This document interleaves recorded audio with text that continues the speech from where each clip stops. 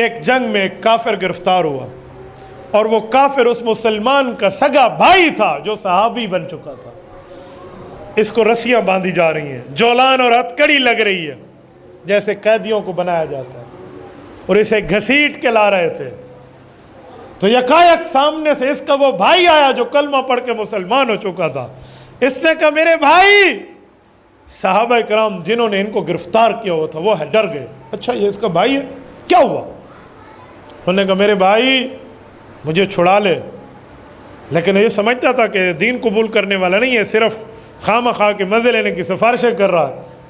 تو حضور پاک علیہ السلام کا تو مقابلہ کرنے سامنے آیا، تو انہوں نے کہا کس کے رسی باندھو اس کی، ذرا تگڑا کر کے اس کو ہتھکڑی لگانا، چھوڑنا نہیں۔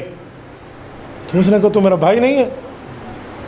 انہوں نے کہا یہ بھائی ہے جو تجھے باندھ رہا ہے، جو تیری رسی کس رہا ہے، جو تجھے گرا لگا کر گرفتار کر رہا ہے، یہ بھائی ہے۔ انہوں نے کہا میں بھائی نہیں ہوں۔ اس نے کہا بھائی ہونے کی بنیاد انما المؤمنون اخوہ، وہ ایمان ہے، وہ اسلام ہے، وہ دین ہے، وہ مذہب ہے، وہ قرآن ہے، وہ شریعت ہے۔ وہ بھائی ہونے کی بنیاد یہ نہیں ہے جو تو پیش کر رہا ہے۔ دیکھو ایسے ایک دوسرے کے بھائی بھائی بنے، رحماء بینہم کا مثالی طبقہ یہ بنا ہے۔ وجہ تعلیمات پیغمبر کو انہوں نے یوں اپنایا۔